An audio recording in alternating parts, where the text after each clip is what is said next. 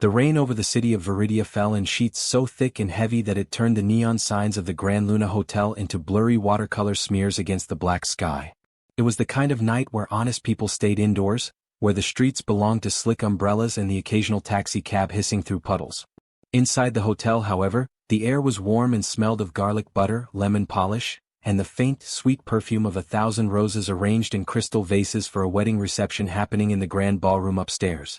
Far away from that music and laughter, deep in the bowels of the service corridors, the air smelled different. It smelled of steam, bleach, and the soggy remains of half-eaten lobster bisque. Oliver Chin was on dish duty, which was his least favorite duty, mostly because it made his hands look like pale prunes. He was 20 years old, but he looked younger, with a frame that was more broomstick than oak tree and a face that still had a dusting of freckles across the bridge of his nose. He was pushing a heavy cart loaded with a leaning tower of dirty plates, greasy napkins, and the clinking remnants of 100 water glasses. The wheels of the cart squeaked. Left wheel squeak. Right wheel groan. Left wheel squeak. It was a symphony of annoyance. He had a smear of chocolate mousse on his white apron and a piece of parsley stuck to the sole of his worn-out sneaker. This was Oliver Chen's entire world. It was small, it was safe, and it smelled faintly of old seafood. He was invisible here. And for Oliver, being invisible was the best way to survive. You see, Oliver had a secret. He was not entirely human. Inside him lived a wolf, a small, quiet omega wolf with fur the color of pale sand. But he had buried her so deep that she barely stirred anymore. He had not shifted in 4 years. He wore a special medicinal lotion that Grandma Esther at the orphanage had given him, a bitter-smelling paste that masked the scent of lavender and rain that would otherwise tell every werewolf in a mile radius that an unmated omega was nearby. He lived his life like a ghost with a mop, and that was fine by him. But fate, as it often does in these stories, has a funny way of showing up with a squeaky cartwheel and a bad attitude. The service corridor was long and dimly lit. At the very end, near the door to the industrial trash compactor, a shadow moved. It was not a normal shadow. It was a man. A very large, very intimidating man wearing a suit that cost more than Oliver would make in 3 years of scrubbing pots. The man was leaning heavily against the wall, one hand pressed to his side. Even from 20 feet away, Oliver could see that the man's hand was wet and red. It was blood. Not ketchup. Not beet juice. Blood. Oliver's cart stopped with a final, grinding squeak. The tall man's head snapped up. And oh, those eyes. They were not brown or blue or green. They were molten gold, burning with a feverish, predatory light. They were the eyes of an alpha. Oliver's hidden wolf, the one he had been starving and ignoring for years, whimpered. It was a tiny, frightened flutter in his chest. She recognized that man. Not personally but instinctively.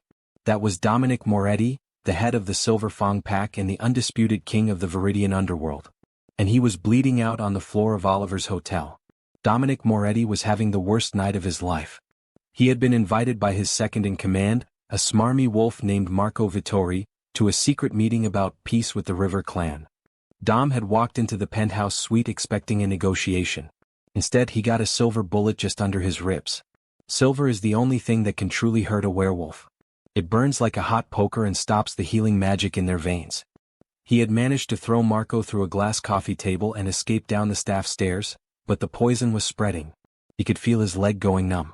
He was the most powerful alpha in the state, and he was about to be finished off like a lame deer in a dirty hallway because he trusted the wrong person. He saw the boy with the cart. A small, unremarkable human with a piece of parsley on his shoe. A witness. Dom opened his mouth to tell the kid to run to save himself, but all that came out was a gurgle of pain. That was when Oliver heard it. The distant echo of heavy, polished dress shoes clicking on the marble stairs around the corner. They were coming. Marco's men. They were coming to make sure the job was done. Oliver's brain did not work in heroic ways. It worked in practical ways. He looked at the bleeding giant, then at his cart full of dirty linens. It was the only hiding spot available. "I am going to get fired," Oliver whispered to no one in particular. Then he lunged forward. "Hey, Mr. Wolf. I'm really sorry about this," he said, his voice barely a squeak. And with a strength fueled entirely by terror, he grabbed Dom by the lapels of that very expensive, now ruined suit and yanked him forward. Dom was too weak to resist. He toppled forward, landing face first into a pile of clammy cloth napkins and half-eaten bread rolls. Oliver quickly threw a massive, damp tablecloth over the top of him, tucking it around the edges of the silver domes covering the plates. He looked at the cart. It just looked like a cart of dirty laundry. A very, very heavy cart of dirty laundry that was now dripping blood onto the floor. Oliver grabbed a nearby mop bucket full of gray water and sloshed it over the red puddle on the tile, spreading it into a pinkish smear that hopefully looked like spilled cleaning solution. Just as he put his hands back on the cart handle, two men in black suits rounded the corner. They had the same cold, flat eyes as sharks. One of them sniffed the air. Oliver's heart nearly stopped. "Please," he begged his wolf silently. "Please be quiet. Please don't let them smell us." The bitter medicinal lotion on his neck did its job. The shark-eyed man just wrinkled his nose. "Smells like bleach and garbage back here," he grunted to his partner. "He's not here." He went out the fire exit. Oliver didn't look up. He just started pushing the cart again, whistling a stupid off-key tune about washing dishes. He was just a background character. A nobody. He pushed that cart past the men, down the ramp, and into the freezing cold rain of the loading dock. It wasn't until he was behind the dumpster, hidden by the steam rising from the hotel vents, that he stopped. He peeled back the tablecloth. Dom's eyes were half closed, but they were still that impossible gold. His skin was the color of wet paper. "Silver bullet," Dom gasped, his voice like gravel rubbing together. "Lodge under ribs. Have to take it out. Now." Oliver's hands were shaking so badly he could barely see straight. "I make salads," Oliver whispered frantically. "I plate desserts. I don't do field surgery on alpha werewolves behind a hotel dumpster." Dom's hand shot out and grabbed Oliver's wrist. Even dying, his grip was like a steel trap. "You let me die here," Dom breathed, his gaze boring into Oliver's soul, "and Marco wins. He's a monster kid. Worse than me. If I die, he'll burn this city. Please." It was the please that did it. This terrifying, powerful man was begging. And Oliver, the boy who had been left behind and forgotten his whole life, knew what it was like to have no one. He couldn't walk away. He reached into the cart and found the first aid kit meant for kitchen cuts and burns. It was laughably inadequate. There were cartoon bandages with smiley faces on them, a tube of burn cream and a pair of rusty tweezers for pulling out splinters. And there was a bottle of cheap vodka he had confiscated from a busboy earlier that night. "Don't scream," Oliver said, his voice high and tight with fear. He doused the tweezers and his own hands in the vodka. Then he unbuttoned Dom's shirt. The wound was a nightmare. Black veins were spreading out from a small, angry red hole like spiderwebs of decay. Oliver took a deep breath. He inserted the tweezers. Dom's entire body went rigid, a low, guttural growl trapped in his throat. The rain pounded on the metal dumpster lid like a drum. The world shrank to just Oliver, the tweezers, and the sound of Dom's ragged breathing. He felt the tip of the tweezers hit something hard. Metal on metal. He squeezed, twisted his wrist just slightly and pulled. The bullet came free with a sickening wet sound. It was small and silver and shiny, stained with black blood. Oliver dropped it on the ground like it was a hot coal. Dom exhaled, a long, shuddering release of air. The black veins on his skin immediately began to recede. The wolf's healing was kicking in. But the damage and the poison were still there. Dom's eyes fluttered closed, and his head lolled back against the dirty napkins. He was unconscious. Oliver sat back on his heels, shaking. He was soaked to the bone, covered in blood and rain and mop water. He had just saved the life of the most dangerous man in Viridia. And the last thing he saw before his own exhaustion and shock pulled him under into darkness was Dom's face, peaceful in sleep, looking less like a monster and more like a man who was just very, very tired. When Oliver opened his eyes again, he was not cold. He was not wet. He was lying on something soft. He was lying on a bed the size of a small boat, covered in sheets so white and crisp they looked like freshly fallen snow. The ceiling above him was not stained tiles. It was painted a deep, rich navy blue with tiny twinkling lights embedded in it that looked like stars. He sat up so fast his head spun. The room was huge. There was a fireplace with a real fire crackling inside it. There was a window, but it had ornate black bars on the outside. He was wearing a silk shirt that was so big on him the sleeve fell past his fingertips. His own clothes were gone. The bitter lotion on his neck had been washed away. The door opened. Dominic Moretti walked in. He was alive. He was upright. He was wearing a fresh, dark gray suit, and except for the slight stiffness in his posture, you would never know he had been dying behind a dumpster a few hours ago. He looked at Oliver, and his gold eyes were unreadable. "You're awake," Dom said. His voice was deep and smooth now, like dark honey. "You kidnapped me," Oliver said. It wasn't a question. It was a fact. He pointed a trembling finger at the barred window. I saved your life and you locked me in a tower. Dom walked over to the fireplace and stared into the flames. When you pulled me into that cart, you left your hotel badge on the floor. Marco's men found it. They know who you are now. They think you are an accomplice. They think you are mine. Oliver felt all the blood drain from his face. But I'm nobody. I'm just the guy who makes the salads. No, Dom said, turning around. He took a step closer to the bed. His nose flared slightly. He inhaled. Oliver watched in horror as Dom's eyes widened just a fraction. You're not nobody. When you were asleep, your fever broke. You were sweating. The human deodorant and that herbal garbage you were wearing washed off. Oliver instinctively clapped a hand over the scent gland on his neck. Too late. Lavender, Dom murmured. His voice had dropped an octave, turning into a low, possessive rumble. And fresh rain on hot pavement. You're an Omega. An unclaimed, unregistered, completely hidden Omega wolf. I'm not a wolf, Oliver lied, his voice cracking. I'm a person. I have a job. I have a bus pass. I want to go home. You don't have a home, Dom said bluntly. I had Rico, my real beta, run your file. Orphan. No pack. No family. No one to miss you. The words hit Oliver like a slap. It was the truth he never said out loud. He blinked back the hot sting of tears. He wouldn't cry in front of this man. Dom saw the tears though, and something in his stony expression shifted. It wasn't pity. It was recognition. Dom walked to the edge of the bed and sat down on the corner of the mattress, a safe distance away. Marco betrayed me, Dom said quietly, looking at the fire. He was like a brother. I trusted him with my pack, with my life. He shot me with silver and smiled while he did it. I know what it's like to have the people who are supposed to protect you throw you away. Oliver wiped his nose on the giant silk sleeve. So what now? You keep me in this pretty room until Marco is caught? Am I your prisoner? Dom stood up and walked to the door. He paused with his hand on the frame. You are my responsibility. Until I rip Marco's throat out and end this, you stay here. You stay safe. And while you're here...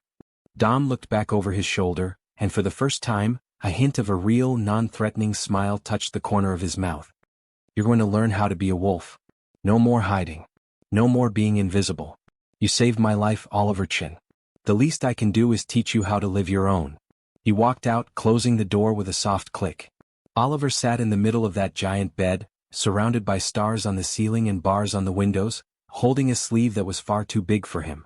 He was trapped in the den of an alpha mafia boss. He should have been terrified. And he was.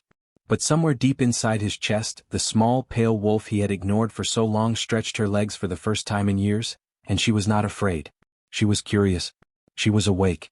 The first morning Oliver Chin woke up in Dominic Moretti's mansion, he forgot where he was and promptly fell out of the bed.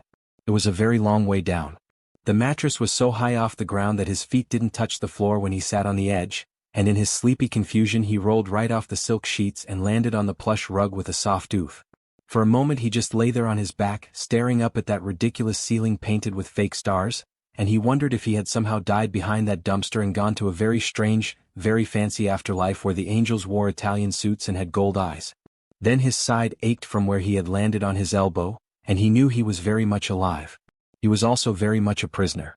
The bars on the window caught the pale gray light of early morning, and they were still very real and very solid. Oliver sat up slowly, pushing the mountain of expensive bedding off his legs. He was still wearing that enormous silk shirt, and now one of his bare knees was poking out through a gap in the fabric. He looked like a child playing dress-up in his father's closet, except his father was a mythical creature and also a crime lord. Somewhere in the house, a clock chimed 6 times. It was 6 in the morning. Oliver had never voluntarily woken up at 6 in the morning in his entire life. At the hotel, his shift started at 10. He was a creature of late nights and later mornings, of stolen pastries from the kitchen and naps in the linen closet.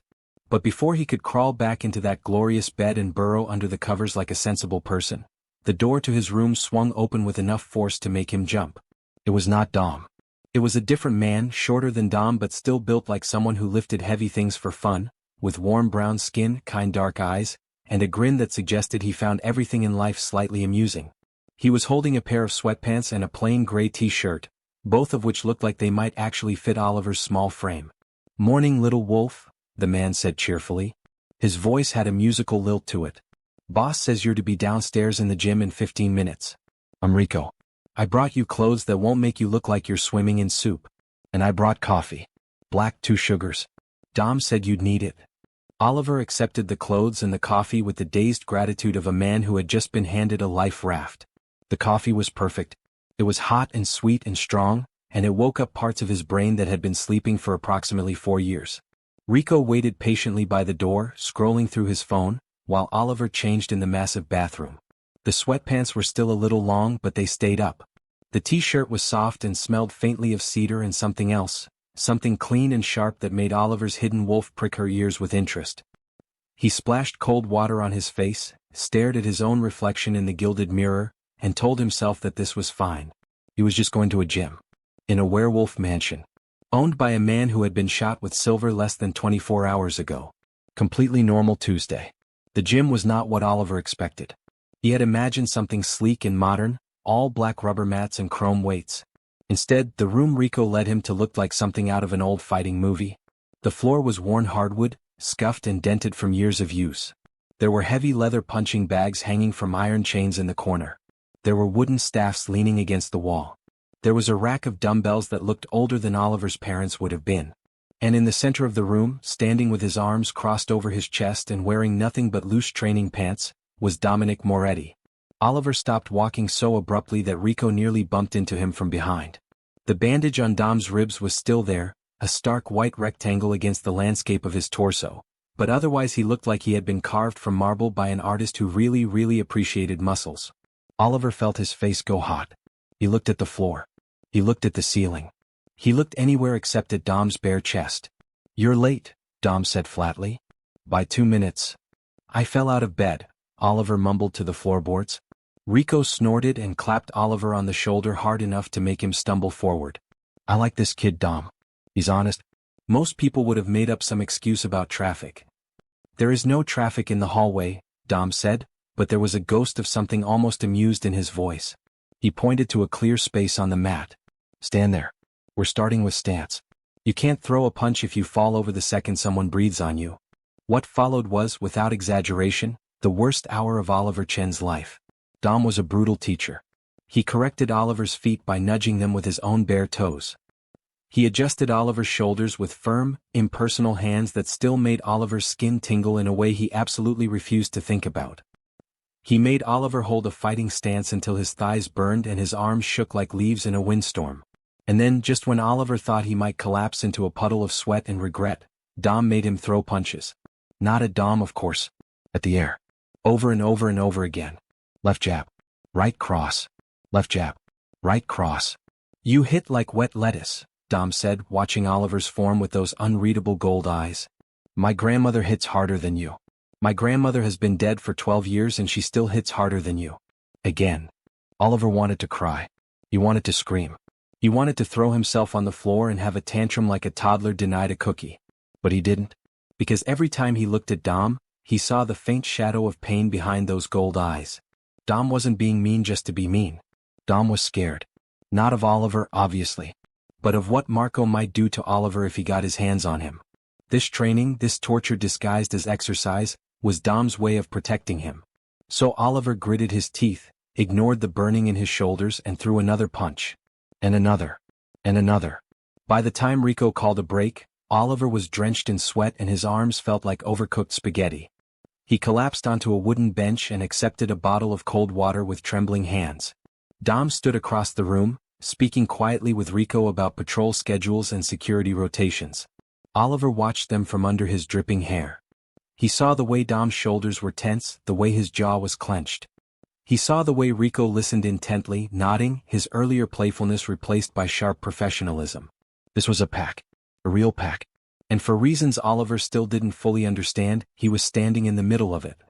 That evening, after a long shower and a nap that felt like dying and coming back to life, Oliver found himself alone in the mansion's massive kitchen. The kitchen was a dream.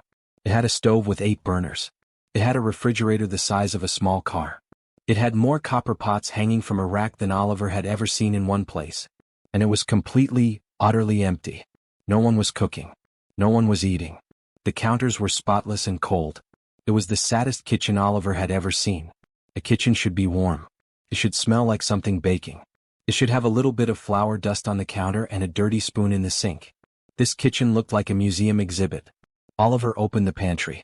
It was stocked with the basics: flour, sugar, butter, eggs, chocolate chips, but everything was arranged in perfect, untouched rows.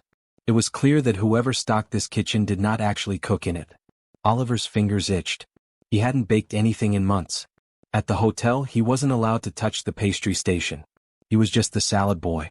But back at the orphanage, before he aged out and had to fend for himself, he used to bake cookies with Grandma Esther on Sunday afternoons.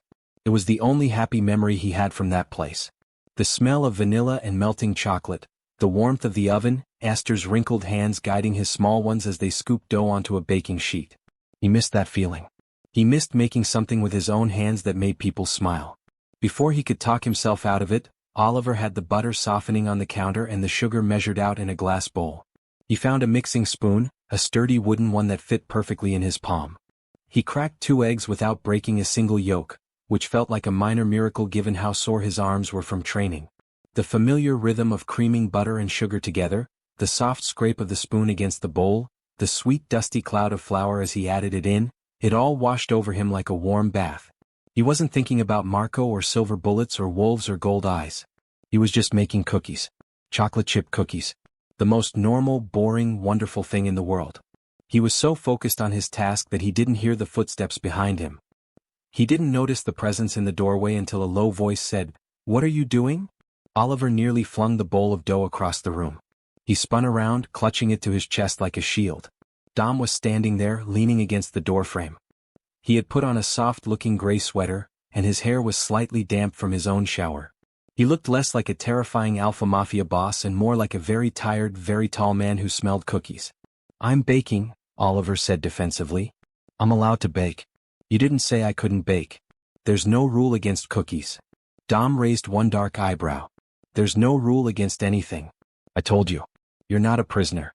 You're just not allowed to leave." "That's the definition of a prisoner," Oliver muttered, turning back to his dough. But Dom didn't leave. He walked into the kitchen and pulled out a stool from the massive center island. He sat down and watched Oliver work. The silence was heavy but not uncomfortable. Oliver scooped balls of dough onto a baking sheet, spacing them carefully like Esther had taught him. He slid the tray into the preheated oven and set a timer on the fancy digital stove. Then he leaned against the counter and crossed his arms, meeting Dom's gaze for the first time since that morning. "Why are you really doing this?" Oliver asked quietly. "The training. The protection. The fancy room with the star ceiling. I'm nobody. I'm an orphan who makes salads.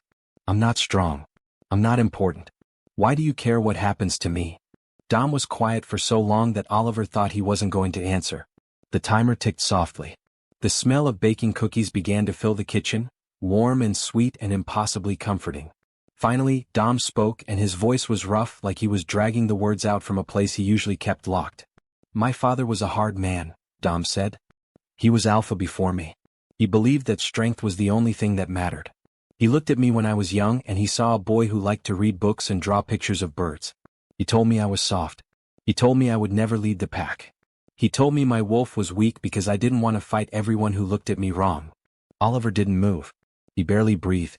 "So I became hard," Dom continued. "I buried the boy who drew birds. I became the strongest, the most ruthless, the most feared. I proved him wrong. But I also proved him right in a way. I became exactly what he wanted and I lost who I was. And then Marco, my friend, he looked at me and decided that even being the hardest wasn't enough. He wanted everything. He shot me with silver and smiled." The timer beeped. Oliver pulled the cookies out of the oven. They were perfect. Golden brown at the edges, soft and gooey in the center. He slid them onto a cooling rack and waited. Dom wasn't finished. "When you pulled me into that cart," Dom said, and his gold eyes lifted to meet Oliver's, "you didn't know who I was. You didn't know if I was good or bad. You just saw someone bleeding and you helped. You risked your life for a stranger. You, a hidden Omega who hasn't shifted in years, who's been pretending to be invisible just to survive. That's not weakness, Oliver. That's the kind of strength my father never understood. That's the kind of strength I forgot existed." Oliver's eyes were stinging. He blinked rapidly and looked down at the cooling cookies. He picked one up, still warm, and held it out to Dom. "Eat this," he said, his voice wobbling just a little. "Training was bad. Cookies are good. That's the rule." Dom took the cookie. He looked at it for a moment, this small, imperfect, homemade thing in his large, scarred hand. Then he took a bite. And Dominic Moretti, the alpha of the Silver Fang pack, the most feared man in Viridia, closed his eyes and smiled. It was a real smile. It crinkled the corners of his eyes and softened every hard line on his face. "It's good," Dom said, sounding almost surprised. "It tastes like home," Oliver offered shyly. Dom opened his eyes and looked at Oliver across the kitchen island, with the smell of warm chocolate hanging in the air between them. "Yes," he said quietly. "Like home." That night, Oliver lay in his giant bed and stared at the fake stars on the ceiling. His muscles ached. His knuckles were slightly red from punching the air. But his chest felt warm in a way it hadn't felt in years. He thought about Dom's smile. He thought about the way Dom had said home like it was a word he was tasting for the first time. And Oliver's wolf, the one he had ignored and starved and hidden away, stirred again. She wasn't just curious anymore. She was hopeful. And somewhere else in the mansion, Dominic Moretti lay awake in his own bed, staring at his own ceiling, and he could still taste chocolate chips on his tongue. For the first time in a very long time, he didn't feel quite so alone. The night the mansion fell was not loud. It was quiet. That was the first thing Oliver Chin would remember later, when he had time to remember anything at all. It was quiet. The kind of quiet that settles over a house when everyone is asleep and the world outside is holding its breath. Oliver was not asleep. He was in the kitchen because the kitchen had become his safe place, his corner of this strange new world. He was sitting on the counter with a glass of warm milk and honey, wearing a pair of soft pajamas that Rico had found for him, and he was thinking about the way Dom's gold eyes had looked in the firelight 3 hours ago when they had eaten dinner together in the big empty dining room. Just the two of them. Dom had asked him about the orphanage. Oliver had told him about Grandma Esther and the herb garden and the way the other kids used to steal his blankets in the winter. Dom had listened without interrupting, which was a rare and precious thing. And when Oliver had finished, Dom had simply said, "You'll never be cold here." Oliver had pretended the warmth in his chest was from the soup. Now it was past midnight, and Oliver was rinsing his glass in the sink when the lights flickered. What? Twice. Then they went out completely. The kitchen plunged into darkness. Oliver's hand tightened on the glass. His wolf, the one he had been slowly getting to know over the past weeks, lifted her head and whined. Something was wrong. Something was very, very wrong. He heard it then. Not an explosion. Not gunfire. A soft, wet snarl. The sound of a wolf. Not Dom's wolf. Not Rico's wolf. A stranger's wolf. Inside the house. Oliver moved on instinct. He dropped to a crouch behind the kitchen island, his heart hammering so hard he could feel it in his teeth. He heard footsteps, heavy and careless, moving through the main hall. Then he heard Rico's voice, sharp and urgent. "Dom, they're inside. Marco's men. They cut the power. They have Sophie. They have my little sister. Sophie. Rico's younger sister. The one person in the world Rico loved more than the pack, more than Dom, more than his own life." Oliver had met Sophie once, briefly, when Rico had video called her from the mansion's library. She was 12 years old, with braces and bright pink headphones and a laugh that sounded like wind chimes. She lived with an aunt across the city, protected by layers of pack security. Or so they had thought. Oliver crept to the kitchen doorway and peered into the hall. The sight made his blood run cold. Dom was standing in the center of the grand foyer, still in his sleep clothes, barefoot on the cold marble floor. His gold eyes were blazing with fury, but he wasn't moving. He couldn't move. Because Rico was standing behind him. And Rico was holding a silver chain. The chain was wrapped around Dom's neck. Not tight enough to choke but tight enough to burn. Silver against an alpha's throat was agony. Dom's skin was already red and blistering where the links touched. His hands were clenched at his sides, shaking with the effort of not fighting back.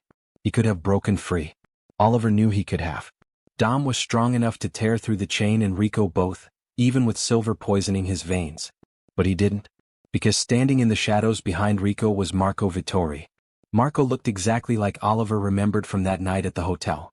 Handsome in a slippery, polished way. Dark hair slicked back. A smile that never reached his cold, flat eyes. He was wearing an expensive coat and holding a gun, not pointed at Dom, but pointed at a small, trembling figure huddled against the wall. Sophie. Her pink headphones were gone. Her face was streaked with tears. Her eyes were wide and terrified. "Let her go, Marco," Dom said. His voice was hoarse from the silver, but it was still steady. "Still alpha. This is between you and me." Marco laughed. It was a wet, unpleasant sound. "It was between you and me, Dom. But you made it complicated. You brought in a stray. A little Omega who smells like cookies and lavender. I smelled him on you the night you survived. I've been waiting. Watching. And then I found the weak link. He gestured at Rico with the gun. Everyone has something they love. Rico loves his baby sister. And Rico has access to your house, your codes, your trust. It was almost too easy. Oliver watched Rico's face. Rico looked like he was dying inside. His dark eyes were wet with unshed tears. His hands holding the silver chain were trembling. "I'm sorry, Dom," Rico whispered. "I'm so sorry." "Yes, Sophie." He said he would let her go if I just let him in. "I didn't know he would bring a chain." "I didn't know." Dom didn't look at Rico. He kept his eyes on Marco. "Let the girl go. Let Rico go. Let my Omega go. You can have me. You can have the pack. Just let them walk." Oliver's breath caught in his throat. His Omega. Dom had called him his Omega. Not a stray. Not a burden. Marco tilted his head, considering. Tempting. But no. See, I don't just want the pack, Dom. I want to break you. Completely. I want you to watch everything you care about burn before I finish you. That little kitchen mouse is part of that. Rico, where is he? Where is the Omega? Rico's eyes flickered toward the kitchen doorway. He saw Oliver crouched in the shadows. Their eyes met. And Oliver saw something in Rico's gaze. Not betrayal. A plea. A desperate, silent message. "Help me fix this." Oliver's wolf surged. Not with fear this time. With rage. A cold, clear, burning rage that swept through his veins like wildfire. This Marco had shot Dom. He had hurt Sophie. He had forced Rico to betray his alpha. He had called Oliver a kitchen mouse. And Oliver was done. He was done being invisible. He was done being afraid. He was done letting people like Marco take and take and take from the people he loved. He moved. Not toward Marco. That would be suicide. He moved toward Sophie. He was small and fast and quiet, and he had spent years learning how to move through spaces without being seen. He slipped along the wall, staying in the shadows while Marco was focused on gloating at Dom. He reached Sophie's side just as Marco was saying something about making Dom watch his pack crumble. Sophie looked up at him with huge, frightened eyes. Oliver pressed a finger to his lips. "Stay quiet." He took her small, cold hand in his. And then he pulled her, slowly, inch by inch, toward the side hallway that led to the library. They almost made it. Sophie's foot caught the edge of a rug. She stumbled. The sound was tiny, just a soft scuff of a sneaker on marble. But Marco's head snapped around. His eyes landed on Oliver and Sophie, frozen in the doorway. Well, Marco said, his smile widening. "There's the little mouse. And he's trying to steal my leverage. How brave. How stupid." He raised the gun. Not at Oliver. At Sophie. Because Marco was a coward who only hurt people who couldn't fight back. Time did something strange. It slowed. Oliver saw the gun rise. He saw Marco's finger tighten on the trigger. He saw Dom's face contort with helpless fury, straining against the silver chain. He saw Rico's eyes go wide with horror. And Oliver moved. He didn't think. He just moved. He threw himself in front of Sophie, his arms spread wide, his small body a shield between the bullet and the girl. He closed his eyes. He heard the gunshot. It was deafening. But he didn't feel any pain. He opened his eyes. Dom was standing in front of him. Dom's back was to Oliver and his shirt was torn, and there was a fresh wound on his shoulder, bleeding red. Not silver. A regular bullet. Dom had broken the silver chain. He had moved faster than Oliver could see, faster than Marco could react, and he had taken the bullet meant for Sophie. Meant for Oliver. The silver chain lay in pieces on the marble floor. Rico was staring at his own empty hands, stunned. And Dom was shifting. His gold eyes blazed like twin suns. His body rippled, muscles and bones reshaping, dark fur sprouting along his arms and shoulders. He wasn't fully changing. He was becoming something in between. A creature of claws and fangs and terrible, beautiful fury. Marco stumbled backward, his smirk finally gone, replaced by real fear. "Wait," he said. "Wait, Dom, we can talk about this." But there was no more talking. Dom lunged. The fight was short and brutal. Marco managed to get off one more shot, a wild, panicked bullet that shattered a vase on the mantel. And then Dom was on him, claws at his throat, fangs inches from his face. Marco whimpered. The great traitor, the man who had schemed and plotted and hurt so many people, whimpered like a frightened pup. "Please," Marco gasped. "Please don't kill me." Dom's voice, when it came, was not human. It was the growl of the wolf, deep and resonant and ancient. "You shot me with silver. You threatened a child. You forced my beta to betray me. You tried to kill my omega. Give me one reason. Oliver stepped forward. Sophie was clinging to his leg, her face buried in his side. Rico was on his knees, tears streaming down his face, whispering apologies over and over. Oliver looked at Dom, at the magnificent, terrifying creature he had become. And he said very softly, Dom? He's not worth it. He's a coward. He's nothing. Don't let him make you into a monster. You're not a monster. You're my alpha. Dom's gold eyes met Oliver's brown ones. The fury in them flickered, softened. The wolf receded just a little. Dom's human face emerged from the fur, weary and pained and so very tired. He looked down at Marco with contempt. You're banished, Dom said. His voice was raw. From this city. From this territory. If I ever see your face again, I will not stop. Run. He let go. Marco scrambled to his feet and fled into the night, tripping over his own expensive shoes, not looking back. The threat was over. The traitor was gone. Silence returned to the mansion. The kind of silence that comes after a storm. Dom sank to his knees, the shift receding fully, leaving him human and bleeding and exhausted. Oliver ran to him. He dropped to his knees beside Dom and pressed his hands against the bullet wound in Dom's shoulder. It wasn't silver. It would heal. But it was bleeding. You're an idiot, Oliver said, his voice cracking. You jumped in front of a bullet. You jumped first, Dom said. His voice was weak, but his eyes were warm. You stood in front of a gun for a girl you barely know. For my pack. You the salad boy. The kitchen mouse. You are the bravest person I have ever met. Rico crawled over to them. His face was ravaged with guilt. Sophie threw herself into his arms, sobbing. I'm sorry, Dom, Rico said. I'm so sorry. I didn't know what else to do. He had her. He had my Sophie. Dom reached out with his good arm and gripped Rico's shoulder. I know, he said. I would have done the same. For him. He looked at Oliver. For my omega. Oliver felt tears spill down his cheeks. He didn't try to stop them. I'm not your omega, he whispered. I'm just Oliver. Dom lifted his hand, the one not covered in blood, and cupped Oliver's cheek. His thumb brushed away a tear. Oliver, he said. My Oliver. You saved my life behind a dumpster. You baked me cookies when I forgot what home tasted like. You stood in front of a bullet for a little girl. You stopped me from killing a man when I wanted to tear him apart. You are not just Oliver. You are the heart of this pack. You're my mate.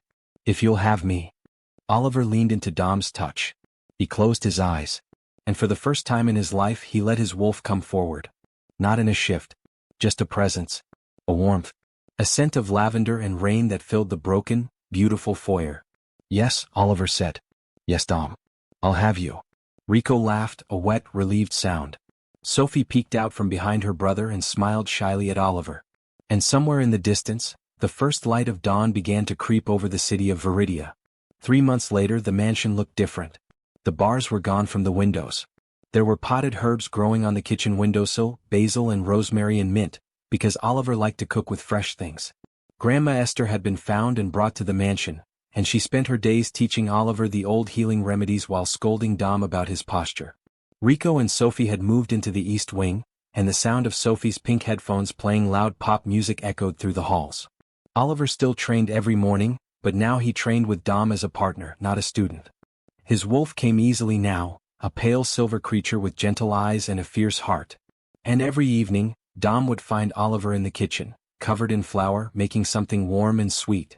And every evening Dom would kiss Oliver's flour-dusted cheek and say, "Welcome home." If you enjoyed this story of healing, found family, and a love that blooms in the most unexpected places, please share it with someone who needs a little warmth today. And remember, sometimes the bravest thing you can do is let yourself be seen.